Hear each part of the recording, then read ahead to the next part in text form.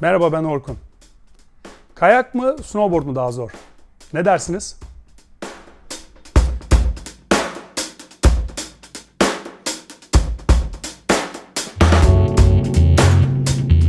Evet.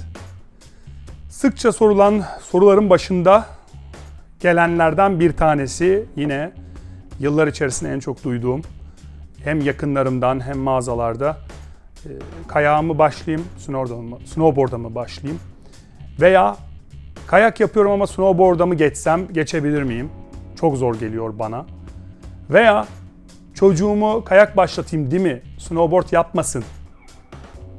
Bu da yine çok gelen sorulardan bir tanesi. Bunların hepsine şöyle bir genel bakıp cevap vermeye çalışacağım.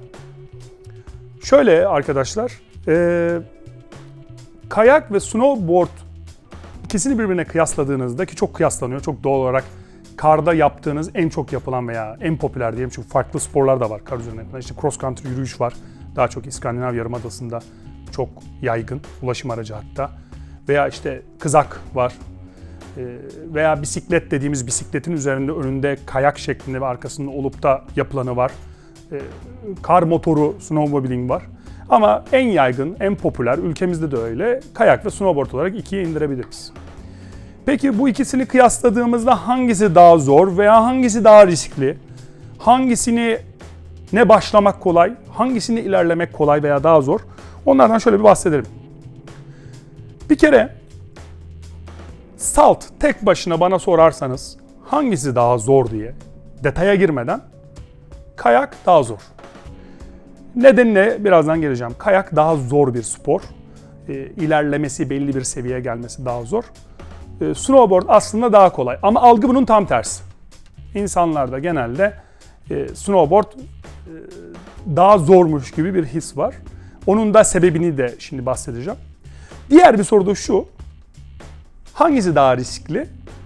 Burada tam tersine dönüyoruz. Snowboard daha riskli. Onun da detaylarına, sebeplerine gireceğiz birazdan. Şimdi daha zor, neden daha zor? Kayak neden daha zor dedim, oraya girelim.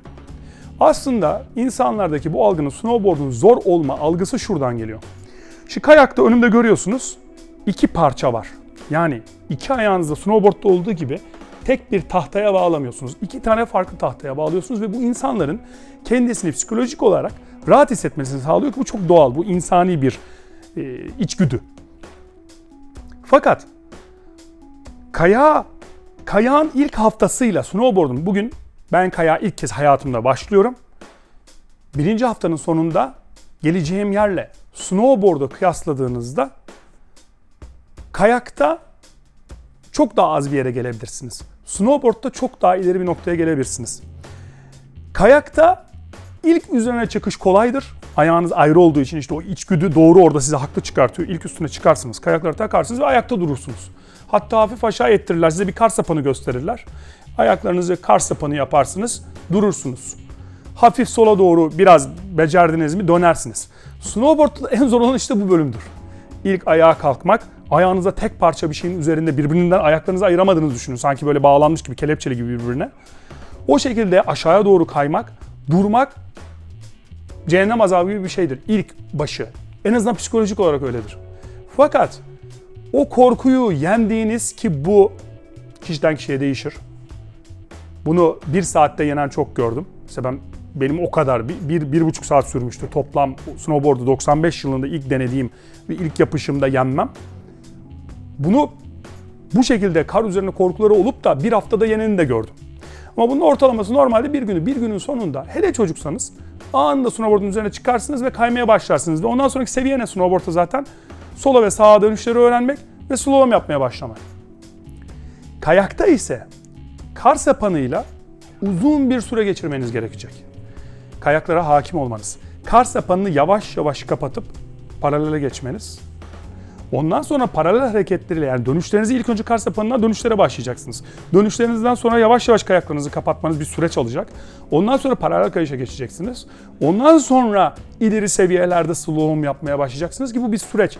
Bu en az birkaç yıldan bahsediyoruz ama snowboard'da başladığınız sezon slalom yapar hale gelebilirsiniz. Ha burada işin ekstremlerini, yani hoplamalar, sıçramalar, havada işte backflipler, yani taklalar atmalar ve 360 derece helikopter dediğimiz hareketler. Buralara girmiyorum. Buralara girerseniz o zaten artık daha eşit bir kıyaslamaya giriyor. Yani snowboardla kayakta yapmak hangisi doğru söylemesi çok zor. O biraz artık kişinin kabiliyetine, ilgi alanına falan giriyor. Ama benim söylediğim basic, yeni başlayan bir insanın birinci haftada geleceği yerden bahsediyorum. Veya ikinci yılın sonunda geleceği yer. İkinci yılın sonunda şöyle bir örnek vereyim. İkinci yılın sonunda bir kayakçı, eşit kabiliyetli 2 kişiyi alalım. Kayakçı pistten aşağıya insin, 2 yıllık kayakçı, 2 yıllık snowboardçı insin. Snowboardçuyu 10 yıldır board yapıyor sanabilirsiniz.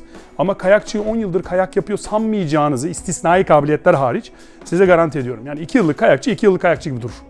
Kaydığı günden de aynı günler olduğunu bahsediyorum ikisinin de. Ama snowboardçu bayağı sanki yıllardır snowboard yapıyormuş gibi durur. Zaten snowboard'un dünyada bu kadar popüler olmasının, bakın bu Burton'un toplantılarında, Burton'un analizlerinde kendi sunumlarına yaptığı bir şeyden bahsediyorum size. Kolay olması. Snowboard'un bu kadar popüler olması ki Burton markası zaten snowboard sporunun yaratıcısı. Jake Burton snowboard sporunu bulan adam. Kendisinin yaptığı toplantılarda, sunumlarda kendi söylediği snowboard'un en büyük şansı kolay olması. O yüzden snowboard hakikaten kolay. Bundan korkmayın. Snowboard'a çok rahatlıkla başlayıp çok kısa zamanda da ilerleyebilirsiniz. Şimdi risk bölümüne geliyorum fazla uzatmadan. Kayakta bu sefer ne dedim biraz önce? Tam tersi. Snowboard'a başlamak ilk anınız daha zor ama sonrası kolay. Risk bölümünde de kayak daha risksiz, snowboard daha riskli dedim. Nedenine geleyim. Çok basit. Kayağa bakın. Ayaklarımı bastım. Aşağıya doğru kayıyorum. Düşüşlerim nereye olacaktır? Sağa ve sola. Yani sağ omzumun üzerine düşeceğim. Kolumu koyuyorum yere. Sol omzumun üstüne düşeceğim. Nereye düşeceğim? Kara düşeceğim zaten. Yani ben inanılmaz süratlerde inanılmaz kötü düşüşler yaptım. Eğer kaskınız, gözlüğünüz, ekipmanınız varsa hiçbir şey olmuyor. Karda takla atıyorsunuz, kalkıyorsunuz. Biraz daha antrenmanlıysanız. Snowboard'da ama düşüşler bu sefer farklı. Ayaklarınız böyle olduğu için düşüşleriniz ya yüzüstü, en kötü bölüme geliyorum, ya da sırt üstü. Kara bile düşseniz gerçekten de hani popomu çok ciddi morarttığım, hele buzlu bir zeminde, o ilk yaptığım işte 95 yılında buzlu bir gündü. Popomun, kalçamın bütün kenarlarının mosmor olduğunu hatırlıyorum aşağıya indiğimde, ki kayakta ben hiç öyle bir şey hatırlamıyorum ama hiç öyle bir şey yaşamadım ve yaşayanı da çok görmedim. Çünkü dediğim gibi düşüşler sağa ve sola. Aynı zamanda snowboard'da diğer risklerden bir tanesi de düştüğünüz zaman, o yüzden snowboard'da mesela protection glove dediğimiz böyle bileğinizi koruyan, şu bileği sabit tutan eldivenler vardır. Düşüşler elin üzerine. Mesela öne düşüyorsunuz, böyle düşüyorsunuz. Arkaya düşüyorsunuz, elinizle tutmaya çalışıyorsunuz. O yüzden bilekler zarar gören eklemlerden bir tanesi, görebilen eklemlerden biri. O yüzden yeni başlayanlara özellikle korumalı eldivenleri, bilek korumalı eldivenleri tavsiye ediyoruz. İşte bu sebeple düşüşler öne ve arkaya olduğu için snowboard'da nispeten kayağa göre snowboard'un daha riskli olduğunu söyleyebiliriz. Ama bu riskler dediğim gibi ne? Çok minimal. Lütfen bunu, yani bir futbol oynuyorsanız inanın çok daha fazla riskli. Bugün İstanbul'da çıkıp da trafikte, sokakta yürüyorsanız çok daha büyük risktesiniz. Arabaya biniyorsanız zaten kıyaslanamayacak kadar daha büyük risktesiniz. O yüzden kayağın ve snowboard'un burada riskleri bence konuşmaya değecek şeyler değil. Fakat ikisini kıyaslamak istedim ben. Çok fazla sorulduğu için. Umarım cevap olmuştur. Detayına inmeye çalıştım mümkün olduğunca. Başka videolarda görüşmek üzere.